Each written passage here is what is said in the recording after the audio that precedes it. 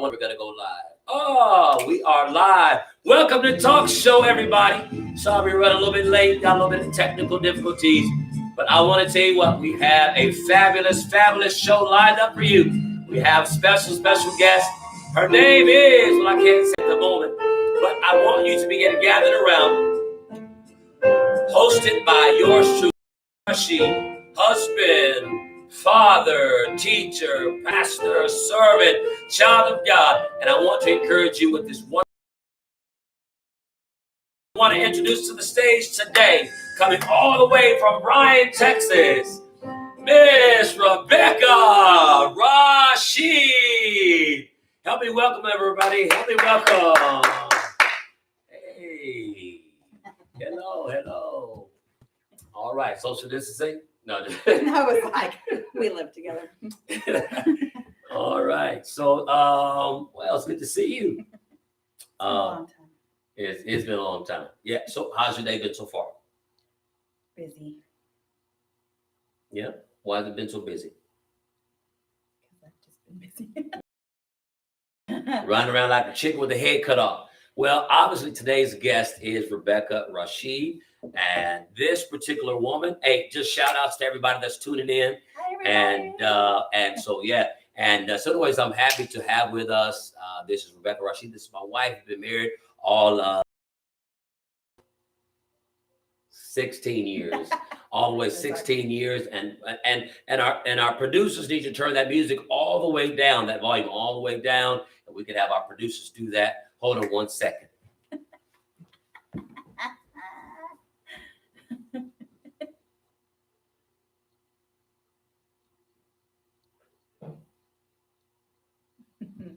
Thank you, producers. Thank you for all your help. Appreciate you. All right. So I'm sure we have people that are chiming in, and I'm just trying to get this connected to see who's all here thus far. And let's see if we have any people chiming in already. Let's see. What do we have? Who's looking already? And having all these technical glitches this morning. I'm not sure what's up with that. All right, but we got an awesome talk show lined up for you today. And just remember, if you ever want to be on the show, the only qualification is that you love Jesus Christ and you're born in. And so we have an awesome topic for you today. And obviously, we're going to be featuring my wife, and she's going to tell us a little bit about her story, how she gave her life to Jesus Christ, why she's so passionately in love with the Lord. And then after that, we will get into our topic for today. And so I know that today is the first, and our governor just a few days ago announced that we will be reopening our economy. I know that there are lots of mixed emotions and mixed feelings that are taking place right now in people's hearts and minds. And so when this is all over, who's the first person you want to visit, or what do you want to do when this is all over with? Have a big party. I miss everybody. I miss everybody from church. I miss my family. I was telling my cousins, I was like, I can't wait till we can all just get together and have a barbecue or do something and just hang out and hug. I clean for a 75-year-old lady. Shout out to Miss Pat Hoover. Keep her in your prayers. And she just can't wait to we always give each other a hug, and we pray with one another at the end of me going over there. And she's just like, I just can't wait to give you a hug. So I can't wait to give Miss Pat a hug and to hang out with everybody. Awesome. That's absolutely cool. And so I'm kind of seem like I'm distracted, but I'm multitasking right now. So y'all just bear with me. And but I want to be able to see and give props to all those that are chiming in the talk show. And let's see if I can see who's chiming in. I think we're getting some connection here. All right. Yes. Okay. We've got some connection, and let's just log on to here really quickly and see who's watching with us. All right. And so, well, that's awesome. So we also want to know what you feel as far as the viewing audience. What are your thoughts concerning our economy being reopened? Today is the first day. I know that malls are going to be open, malls and restaurants and movie theaters. They're going to be open to certain capacities, 25% capacities in some places in the counties or the cities or the counties in Texas that have 5 cases or fewer of COVID cases. They're going to actually be at 50% capacity. And there's more than half of our counties that that don't even have 5 cases of the coronavirus. Now, I know some overall mostly blessed, if you can say that, and compared to a lot of other places. And as far as some other cities I know that Dallas was hit pretty hard, and Houston, I believe, were hit pretty hard, and some other places around the world. And so I know that there's lots of controversy. We want you to tune in and chime in with us today and just give us your particular thoughts on whatever we're talking about. And so today, obviously, we have our featured guest. This is Rebecca Rashid. This is my wife. We've been married 16 years, and so I'm a part of her story. And so we want to talk about the miracle of salvation. What you're looking at here, right here, is a miracle. I'm a miracle sitting before you. We know that some people that are watching, perhaps you've gone through different things. We've had different guests that have come on the show, and they've had different stories. But the common denominator with all of the guests that we will ever have will be that they've been touched by the power of Jesus Christ. And so, tell us your story. How did you come to know Jesus Christ? I came to know Jesus. I grew up, we were raised Catholic, but we never really went to church. My mom would send us on the bus with whoever came to our apartments.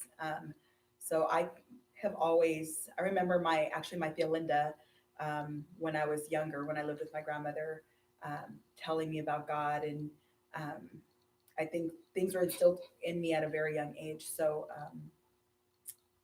I think 16, I got into a fist fight with my stepdad, moved out on my own. And what you got into a fist fight with your stepdad? I'm trying to how did that happen? Like most people, I've grown up in a broken home. I lived with, I moved in with my mom when I was 9. I think I lived with her up till I was 5, and then I lived with my grandmother from 6 through 9, almost 10. So I moved back in with my mom around that time. And there was a point where a few years later, my mom was able to get us all back. So my mom has 5 children, and we all moved in. And then my sister ended up back with her dad. And I think it was just me and my brothers, but grew up in an abusive home. Like there was no balance. There was a lot of discipline, not balanced with love. And so I was very rebellious, as most teenagers are. I just didn't want to. There came a point after getting so many spankings that I was just like, I'm just not going to listen to anything else. So I know, because you're my wife, so I've heard my wife give her testimony before. And but a lot of the reasons why people do things, the psychology behind it, the emotions that are connected to what I do, what she's done, and what you do, there's always reason. I've heard it. She said, I've gotten into a fight with my stepdad. But so now that kind of gives us a little picture into why this was happening. There was correction, but there was really no love. And then can you tell us about one particular time that you got into a fight or what? Well, I just remember that my stepdad never, we got spankings all the time. My stepdad was the one who'd come with the gloves and do an inspection in the house. Like, we had to have the house spotless. And so we, by no means, were perfect children. We grew up in not the worst projects, but not the best environment. I remember shootings outside our apartments. We had to ask to go. We were always inside. So so my mom worked all the time, and my stepdad would be out drinking and hanging out with people in the apartments. So while he was doing that, we'd kind of sneak off to other places in the apartments, but we knew what time they were going to be home. And when we knew we had to be home at least an hour before to get the house in order. So we'd sneak our friends in sometimes, and I'd say, okay, y'all got to go. And I was like, I got to clean. And they're like, it is clean. I was like, you see that piece of paper on the floor? We're going to get our butts tore up if it's not clean. So we make them leave. We cleaned. And that's just kind of like how it was all the time. Whatever they put in front of us to eat, we had to eat everything. If not, we'd sit there till we used to eat dinner at 5:30. So 10. I was very stubborn. So I'd sit there and then we put it in the refrigerator. I'm not a big fan of pig's feet or liver, or those are the main ones I hated eating. So it kind of sounds like, and probably I don't eat no pig's feet either. And people eat pickled pig feet, forget it. No, no, no, thank you.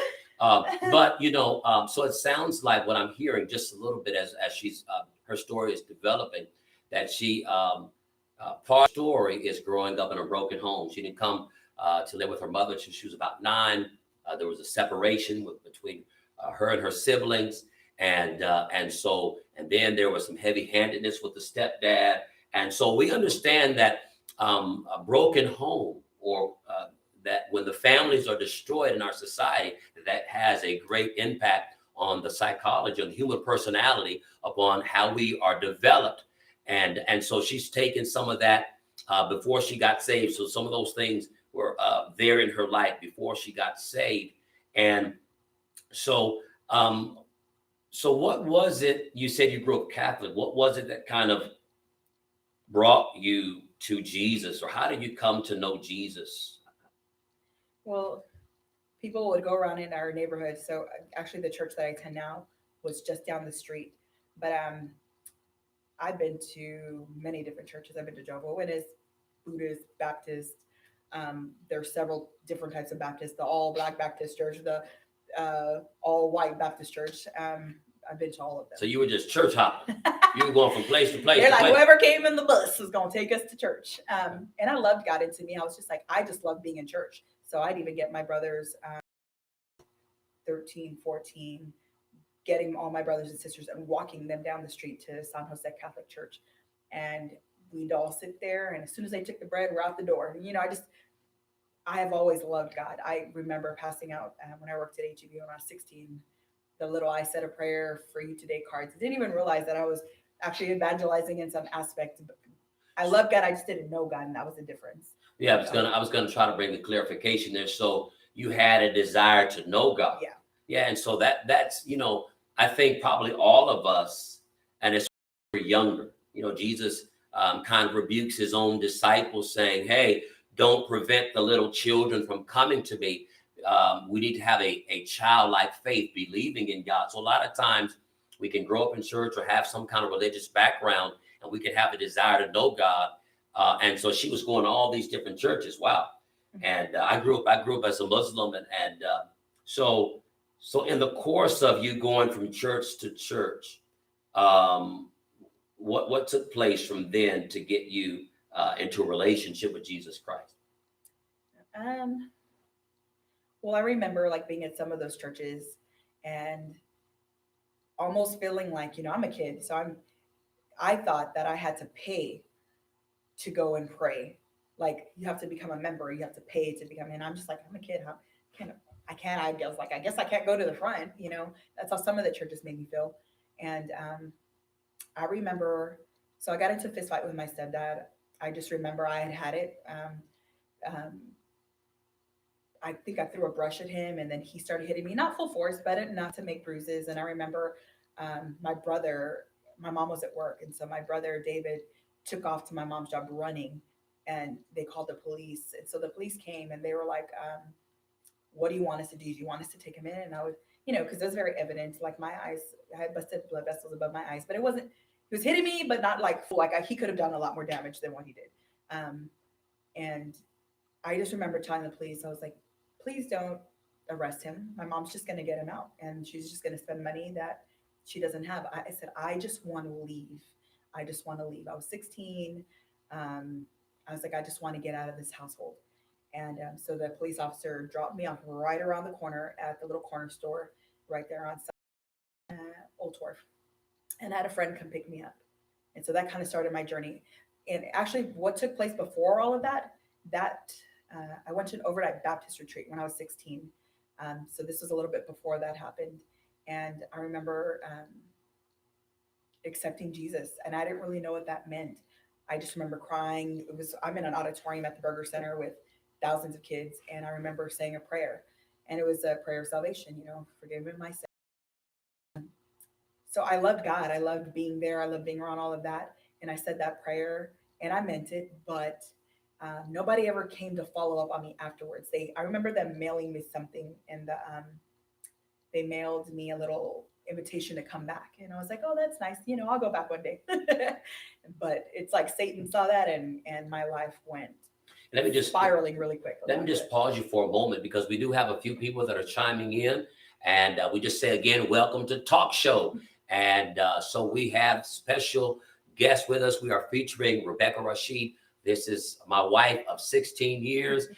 She's finally on our show. This is topic number 5. We're going to get into our topic in just a little bit.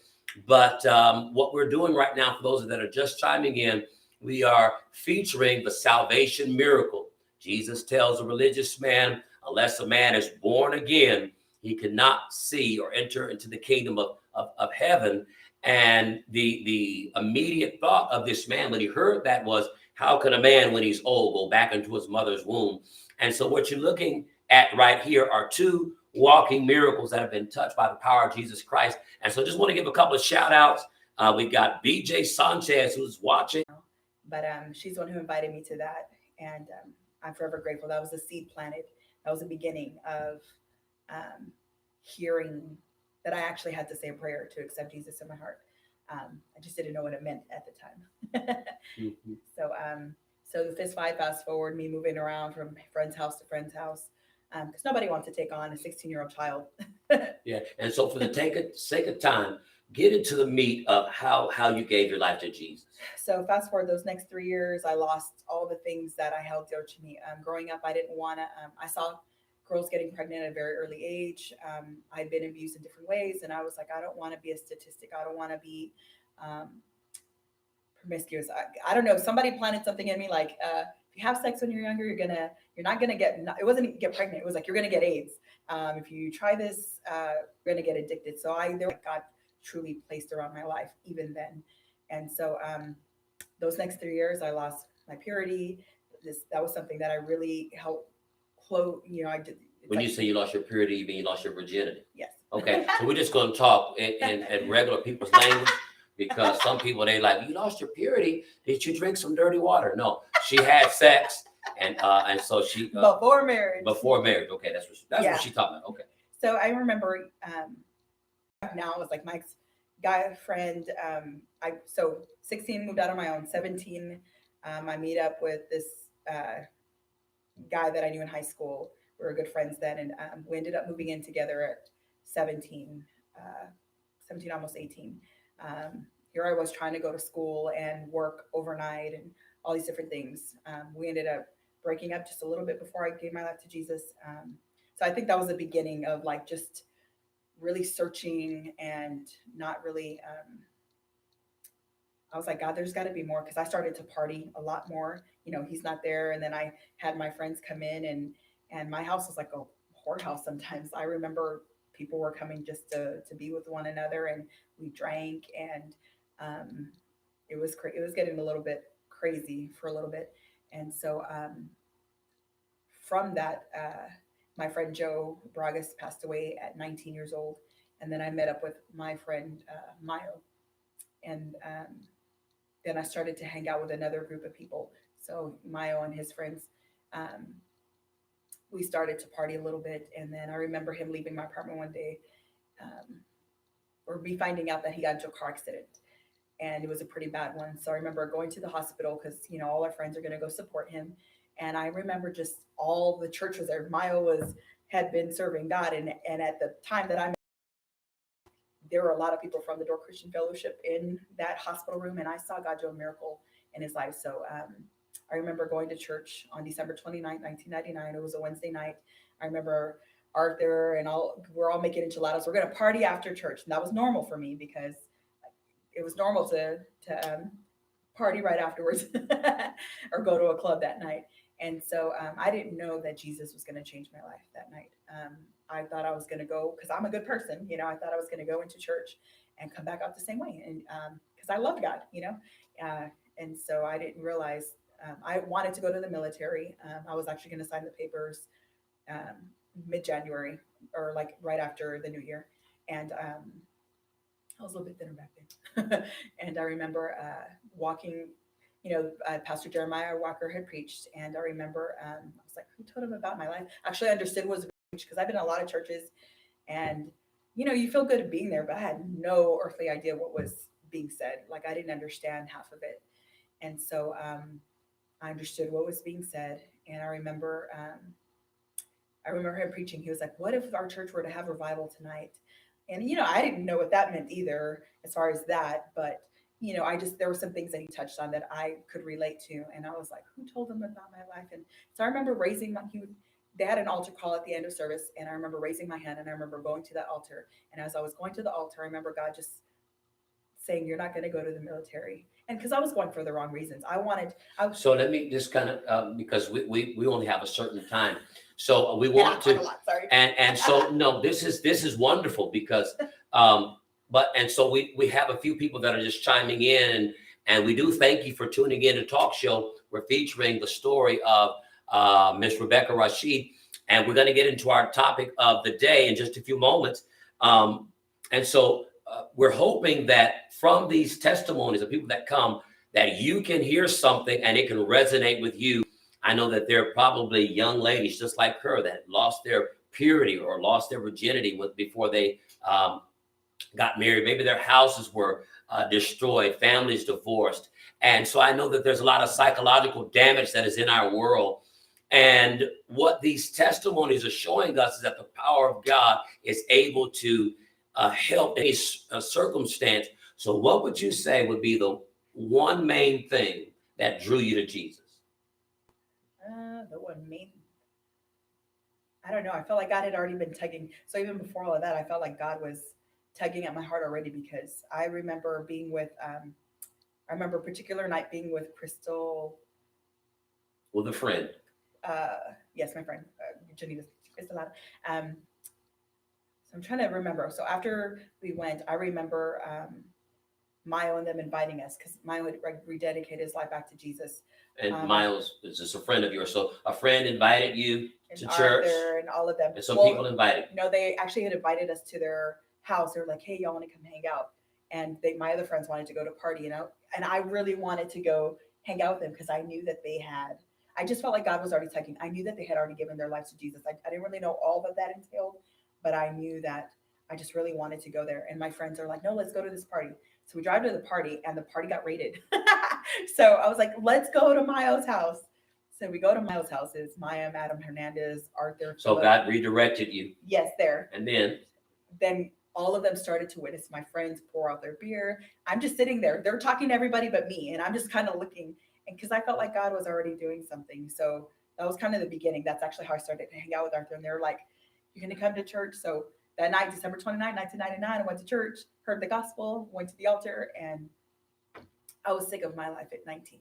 I was like, there's got to be more to life than getting up and going to work and partying and coming home. And like, there's just got to be more to life than this. And that's why I was going to go to the military, because I was just like, I'll just give my life to the military because there's nothing more here. I don't want to just be here and be a statistic as far as what I'd grown up with. Now, did you ever think that you would become a pastor's wife? Like looking back, you take this little girl who grew up, who at 9, she's not living with her mother. Her family's destroyed. She's going to all these different churches, et cetera, et cetera. And now today she's a pastor's wife. She's a pastor's wife. So did you ever think that you'd become a pastor's wife? No, but my mind was so twisted back in the day that I wanted to own a club and be a nun. Oh my goodness. Twisted religion. Okay. Well, they do. I'm not going to crack on anybody. I always loved Jesus. I just didn't know Jesus. So I was like, I want to own a club and I want to be a nun, because there were times that I always kept a journal. I would always write things. I would always run. I used to be a runner. And so just really quickly, because we're going to transition to our topic of the day, and we'll get some more of the story in just a moment. But what is it like being a pastor's wife? And so I don't know if she can do this because I'm her husband, but I want you to act like you're not my wife. If she can do that, because she can't, but anyways, what is it like being a pastor's wife for you? For me, I think when all this started, when all of this started, I was like, God, this is the best thing that I could ever be doing. I'm so grateful that my husband's a pastor, like that we're not having, we already know the truth. So we already know that these things are biblical. I was like, we're in a place to do what we love to do, is pray for people and encourage people and help people in any way that we can. And this was to me the best. I'm so grateful that we are where we are. And I love bless people in any way that I can, and pray for people. And God has placed us here to where, our house is literally a minute away. So we've been able to be here in the church building and just cleaning it and going through things and So thinking memories. you're referring to the quarantine? Yeah. So as far as right now, like this was just to know the truth and to have the covering of Jesus and to be able to not, with all of this, God has like had his hand on us this whole time. Seriously, God has had his hand on to be quarantined with 5 children at home that are eating us out of a home. Oh, they like to eat.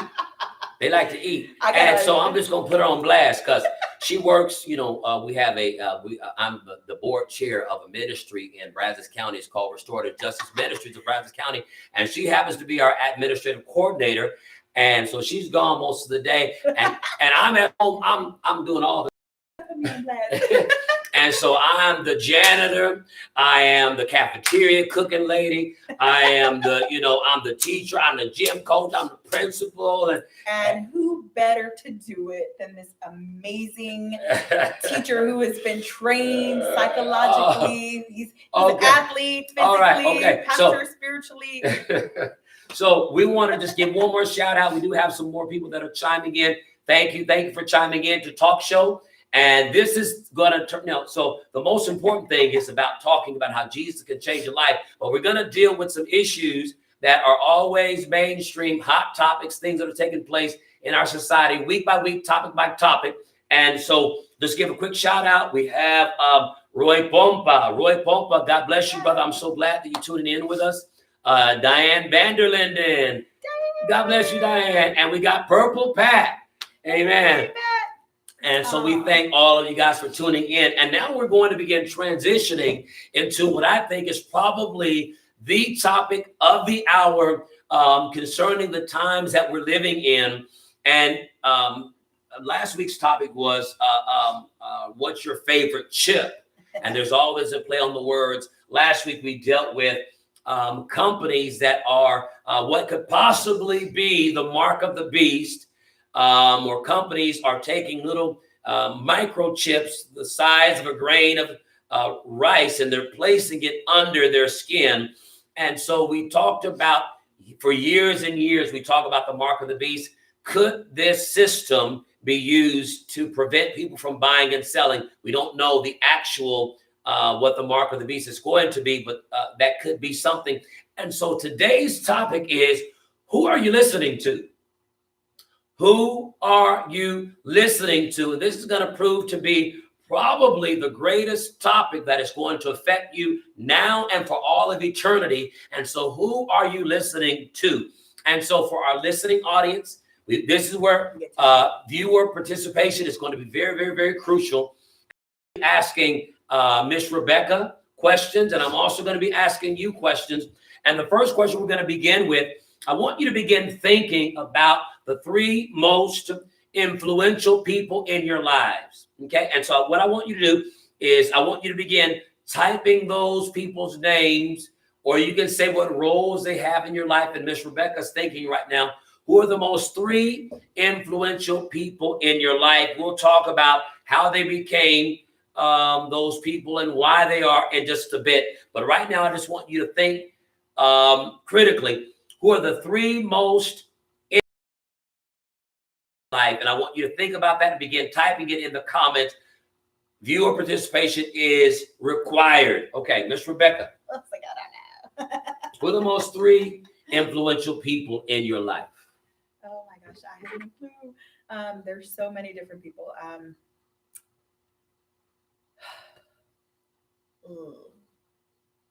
Of course, my husband. Of course, her Of husband. course, my husband. That's a good answer. Because That is a technical answer. he Okay. knows me like he knows me, like he knows me. My pastor's wife is amazing. Liz, you are super amazing. They've just been a great example through all of this of what's going on and have been a great encouragement to all of us.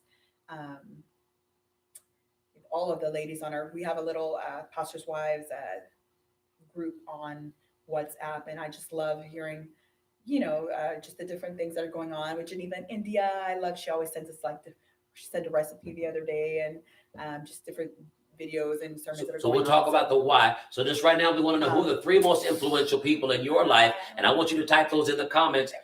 Our topic for today is who are you listening to, and so who are those 3 most influential people in your lives? We'll talk about why in just a bit.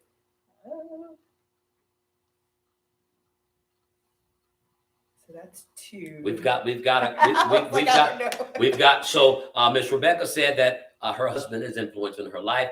Her pastor's wife is influential in her life, and she's thinking on the other. We do have a comment from, this is Patricia Dominguez Ortega. She says her 3 most influential people in her life are God, she says, my pastor, and my mother. Okay, and so I do want to hear from all the others that are watching in. Who are the 3 most influential people in your life? Go ahead and type it in the comment for us so we can include that in our live video today. Yes, definitely Jesus, of course. Amen. If I get to add him, then yes, of course. I'm thinking like people, but yes, absolutely, God. Fact checkers. This is very big right now. Fact checkers, and actually, Facebook now has fact checkers, and so if people are posting information on Facebook, now they have these independent fact checkers who spend all their time looking at every single post, and just let you know that everything you post is being monitored. So, whatever dirty business you're putting on there, any family business, any important information, I just want you to know that it's being watched and monitored. And when it comes to political things, they have these fact checkers out there. And so they're now tagging videos and they're removing videos. And so now, whether these fact checkers are really fact checkers or not, or I don't know, because there's so much fake news that's out there right now, and there's so much misleading information.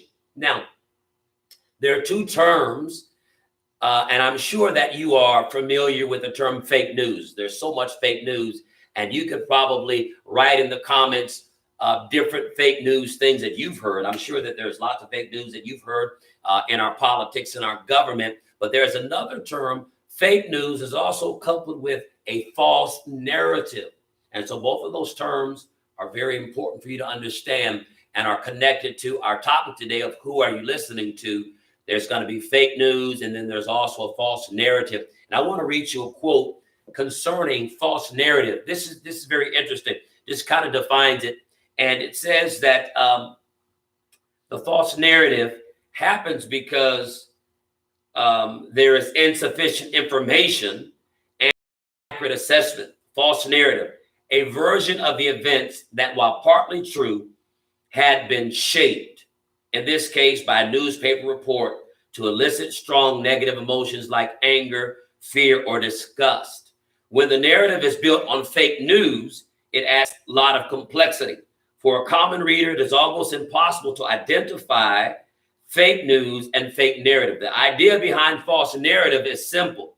The bigger the lie, the more people believe it. This is a quote from Joseph Goebbels, Hitler's minister for misinformation. So that's very important to know. And then it says, if you want your disinformation to convince people, it's adages. There's always, in every lie, there's always, there is a little bit of truth to the lie. And so there's lots of fake news, and fake news is not new. This has been going on for many, many years, but also false narrative is not a new thing to our generation or our current times. We've known that it's there, but now it's more, it's in the news and in the media. And so the danger of false narrative is that it lingers in our minds long after, amen, the time has gone by. Even though true facts can come out and the real narrative can finally be painted, false narrative kind of stays in your mind. It's kind of like hearing a story a certain particular way, the three little bears or the three little pigs, and your kids have heard it so many times, and but they heard it say the correct way, and now they hear someone else telling it a different way. They say, wait a minute, that's not how it is, but yes, Lord. And so false narrative begins to linger in our minds for a long period of time. Here's another quote. It says, false narrative has a larger audience than legitimate news. The corrected version has a lesser audience than original information. And so we say breaking news, and all this breaking news is coming out, and it gets immediate coverage. We have coming out of the president, of our governors, of different political people, pundits. And so this is live on air, and people are taking in things live. And then later on, after a false narrative has been established, then the truth finally comes out, but it doesn't get as much attention. And so who are you listening to? Mark it down. It's going to be the most important thing temporarily and for all of eternity. And so I asked you just a moment ago, who are the three most influential people in your life? And so as the listening, viewing audience, if you could begin typing in those three most influential people in your life. But now I want you to begin to include why these people are or have become influential in your life. And so now we're going to give Miss Rebecca just a few moments of time to choose interchangeably why those people are influential in her life. And then we want you also to include why those three influential people are influential in your life. So Miss Rebecca, why are those influential? You said your husband, I'm your husband, and your pastor's wife. And so why are those people influential in your life? Number one, well, of course, God, Jesus, because you both love Jesus. You're an example of, you're following Christ. You're doing and I also love, through all of this, he's like, what are you listening to? I love hearing the sermons that, now that I feel like we're hearing so many more different sermons, but I already had, the McAllen app, the Tucson app. I always listen to those as you well. Heard, you mean different churches? So our different fellowship churches. So after been listening to Pastor Roman's sermons, my husband's sermons, the Pastor Warner's, the people that have been preaching on the app there. So just anything that I know that people who are living a godly lifestyle that have a long standing, they haven't compromised, they're still living a life following Jesus. I feel safe in that, knowing that these people, my husband is a very godly man who tells the truth even when it hurts. So you need somebody like that in your life who's going to take stands for righteousness even when it hurts the other person, knowing that it's just, rules are meant to protect us. So even when the other person doesn't like them. So absolutely, I need that. No, not just her, but we all need that. And so I would be very curious, and it's not just a hunch, but it is a reality. And concerning different reasons why people listen to. And so again, our topic today is, who are you listening to? Who are you listening to? Because ultimately, the people that have influence in your life, the people that you're giving your ear, the people that you are taking in, they have the ability to influence you in a particular direction. And it's awesome that Miss Rebecca said that truth, that she wants truth, or people that are living godly lifestyles are going to influence her. And so when it comes to the issue of morality, and I'm speaking directly to our watching audience, when it comes to issues of morality, who are your go-to people? When it comes to the issue of religion, or when it comes to the issues of money or issues of marriage, who do you listen to? And those are some different things. And so And then this is the big thing, especially right now at election time. And it's really, do you listen to the Democrats or do you listen to the Republicans? Now, this is a big issue. And why you're listening to the Democrats or why are you listening to the Republicans? Is it because they're telling you what's right? Or is it because they're telling you what you want to hear? And the danger is that not everything that we hear is truth. And then the second is not everything that we want to hear is in line with truth. And so we've got to embrace truth. And that is, I'm glad you mentioned truth, because that is the greatest issue. Now, historically, why have people voted Democrat or Republican? What are some reasons that people vote different ways like that?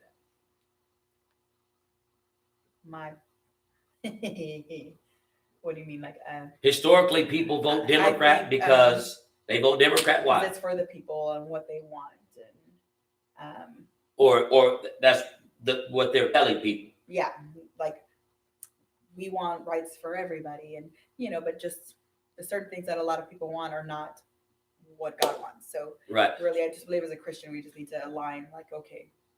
So in reality, if people vote sometimes without even information, I'm going to vote Democrat or Republican just because my family voted Democrat or Republican. So that's just family tradition. So a lot of them are smart because they know a lot of people don't do the research and they just see these little picket signs and they're like, oh, I name a whole bunch. Absolutely. So for marketing strategy, so basic marketing schemes, and then there's also personal biases that people are grown up with. There's racism. There's classism, they're the poor, the middle class, the rich. People associate with different classes. There's homogeny. Amen. There's voting for only men or voting for only women or voting for particular audiences that lean to one way or the other. And so there are many reasons why. And so my challenge to you is we have to know who we're listening to and listen to those. If you vote during election time without vetting those people and without truly understanding what they're speaking and the motive behind what they're speaking, then we can be contributing to the problem that our nation is facing. Okay. And so there's a couple of things that I want to say is that our world system is collapsing. Our financial system is collapsing. Life as we know it is collapsing. Things are not going to return to the way that they have always been, that we've known for the past 20, 30, 40 years. Things will not. So the warning is that there is lots of fake news, there's false narratives, and that we must be on guard. And so the person that we're going to be listening to is connected to truly, what do I want to hear? What do I want to hear? And so I think this is the real question of the hour. What do you want to hear? Do you want to hear truth or do you want to hear lies?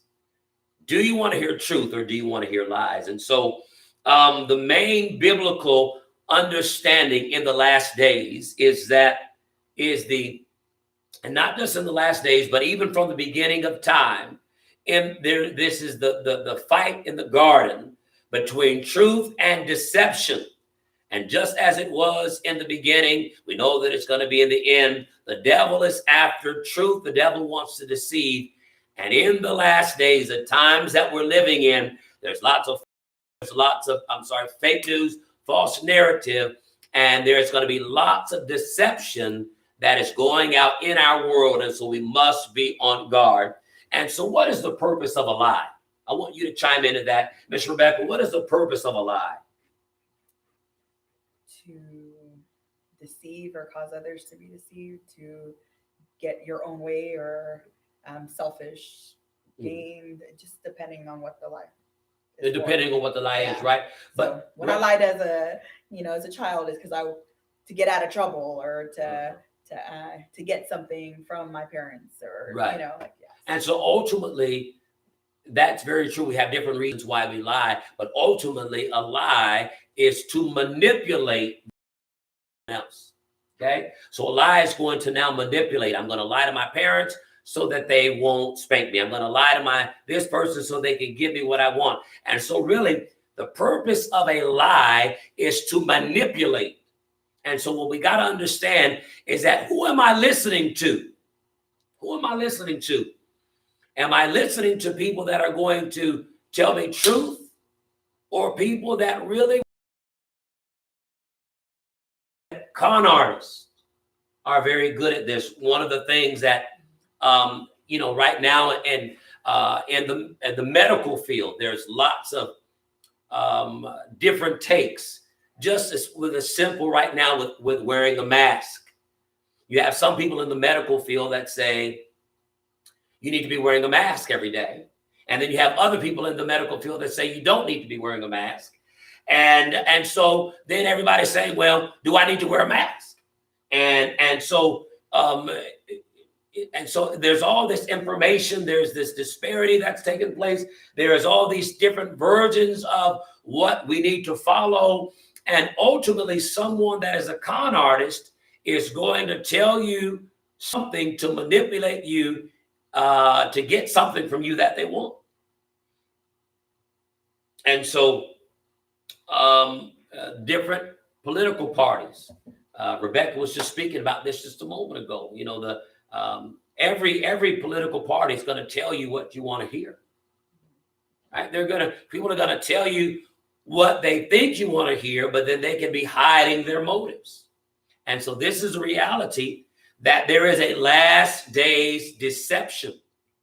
And I just ministered the other day about being able to think and use this brain that God has given us. Right? God has given you a brain, and he's given me a brain, and we have to be able to process information, and we have to be able to critically analyze and to critically think. And the reality is that people will deceive you. People will deceive me. That's the reality. And so what is the biggest thing that you've been lied to and you believed? And so for our viewing audience, what is the biggest lie that you believed? I would be interested in finding out what was, someone told you something, it was a lie. What did you bite down on and get confused on? One thing that what was it for you? Ooh, I don't know.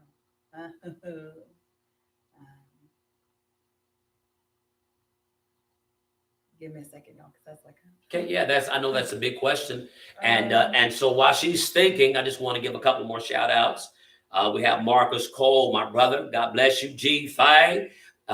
Thank you for tuning in. We got Tracy Banger, Amanda Stewart. God bless you, Amanda Stewart. God bless you. We got Michael Taylor. God bless you. Miguel Melendez.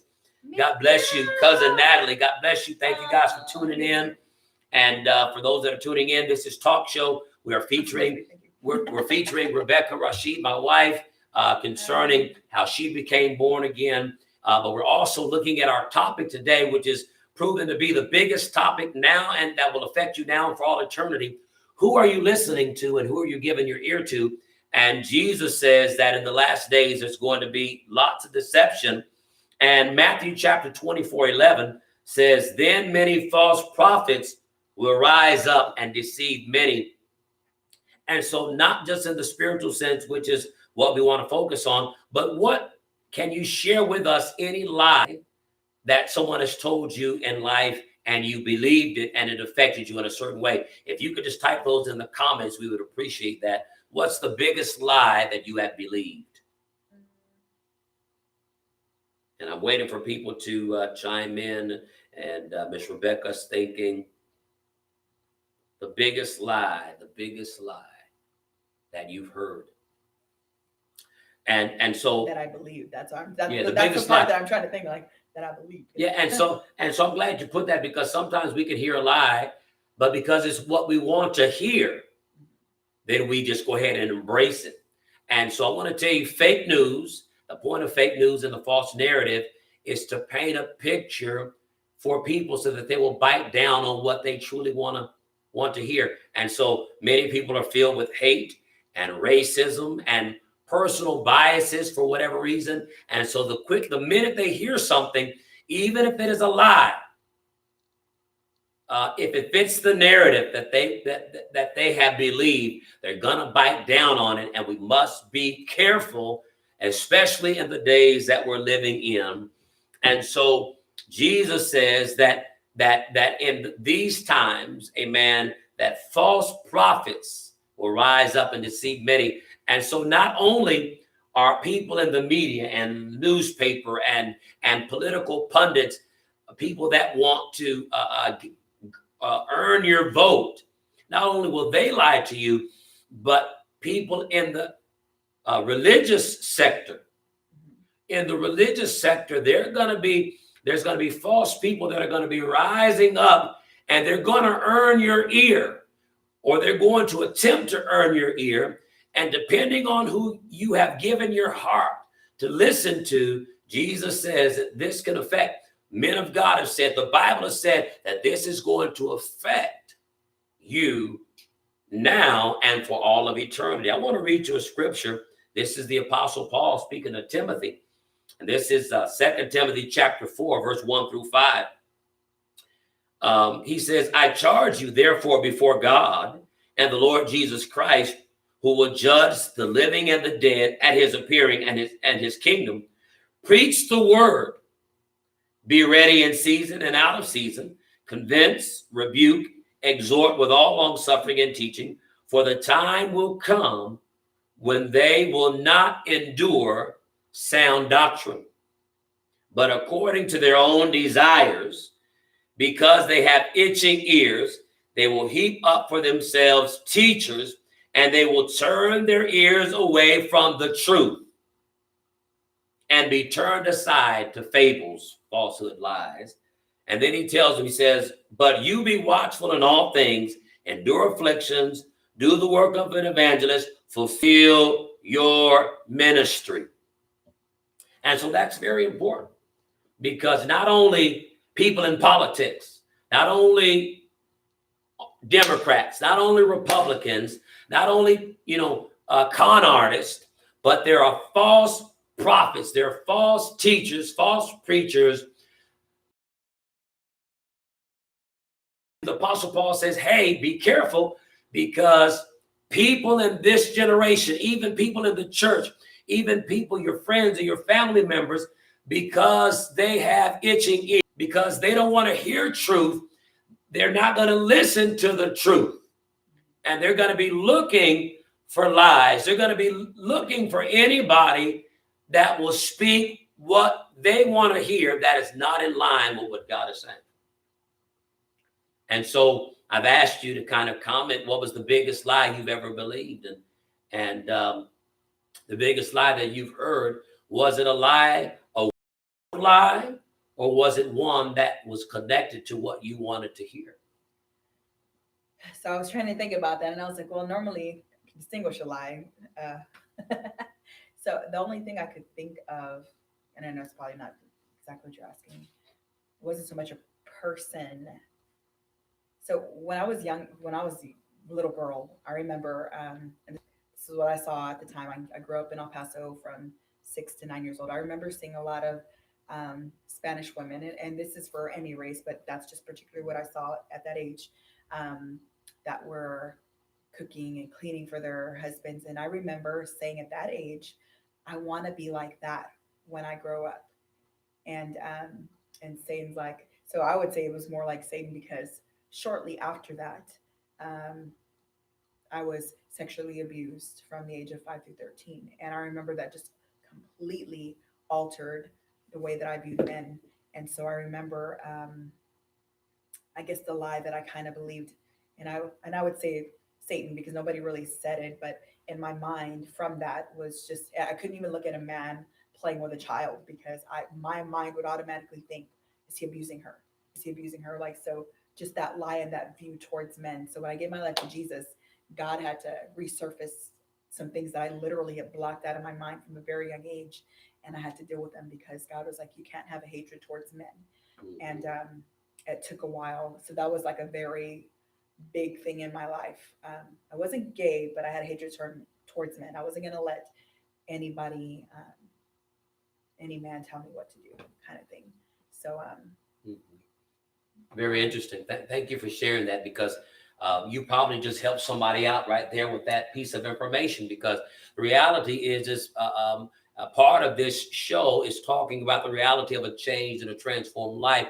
You take a girl who comes from a broken home. She lives with her grandmother. She goes through lots of things. Her family's separated. She's sexually abused. And to think that she loves the Lord today and serves the Lord, and she's now a pastor's wife, that's hope for anybody that's listening. And so I've asked you as the viewing audience to, what is the biggest lie you've ever told?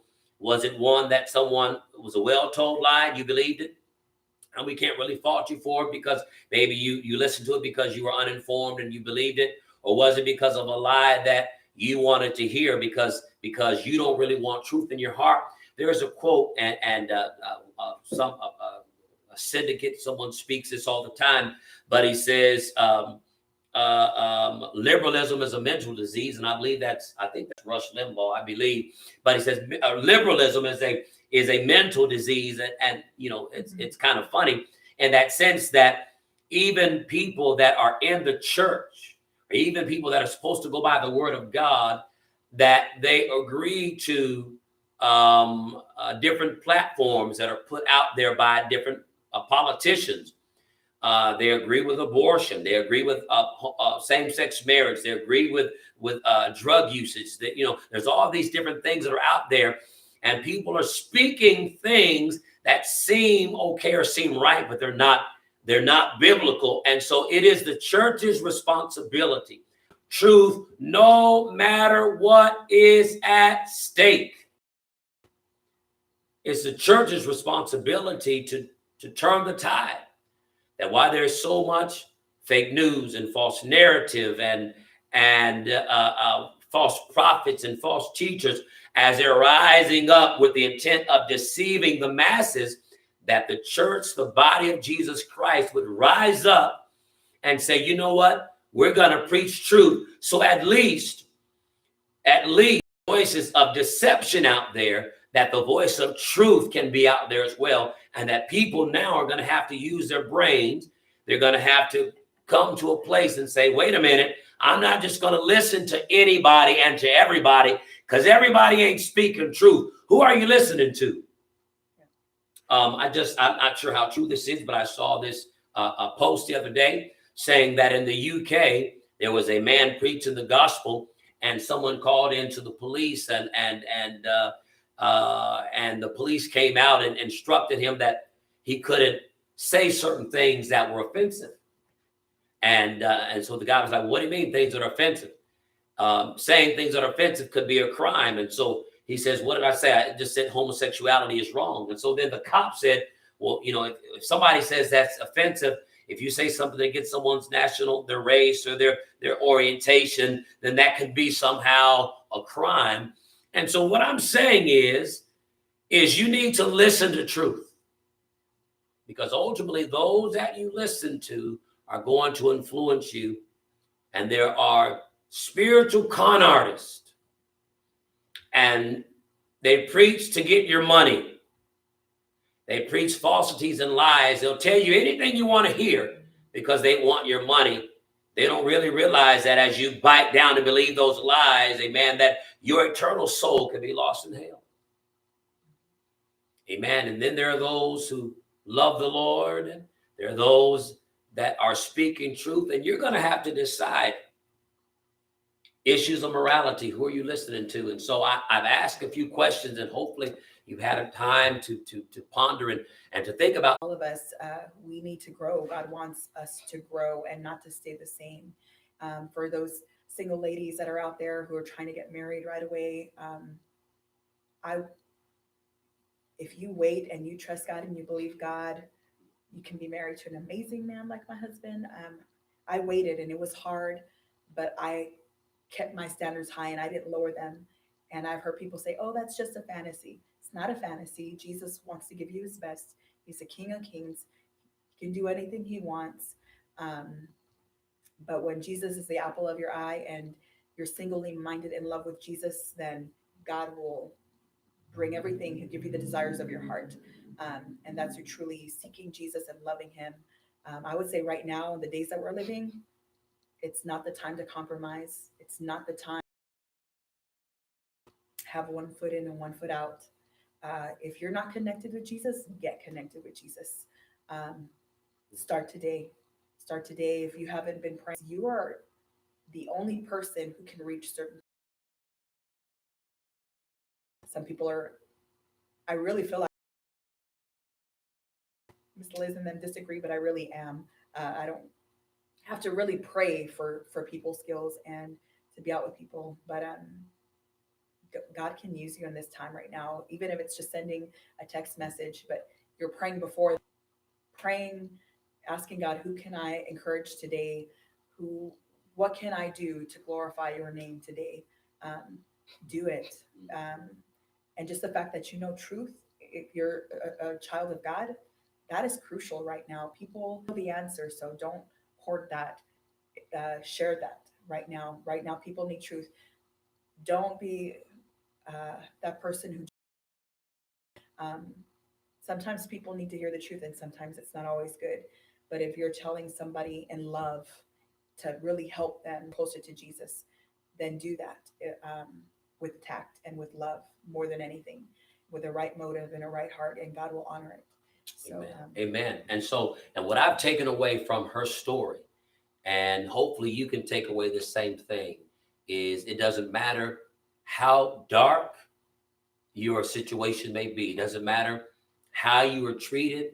It doesn't matter how you were raised. It doesn't matter all the that when you connect your life to Jesus Christ, that nothing is impossible. God will heal every area of your life, every wound, everything that was broken. God can make it as if it was never broken. And as a testimony, we never kissed before we got married. We never had sexual relations before we got married. We kept things pure. We kept things clean. I'll say that our marriage, I think, every marriage goes through ups and downs, petty arguments, things like that. But we have a very blessed marriage. Our home is blessed. Our children are blessed. Our life is blessed. I'm the most blessed man in the world. What I do, because I have the type of wife that I have, leeway to minister, etc. And it can be heavy sometimes on a mother and a pastor's wife and all these things. I know it can be heavy, but we are extremely blessed, and we wouldn't rather do anything else. Leave you with this, and then I want to pray with you. There is a process. I just preached a sermon about acknowledging the process. There's a process of God getting you where you need to be, and that process includes, it requires time. You need time, and God needs time to work in your life. It's going to require you to learn the ways of God and to be obedient to the ways of God. It's going to require you to be patient. And then as you have those things all in place, then God is going to be unfolding in your life all of the wonderful blessings and the promises that he has for all of those that love him.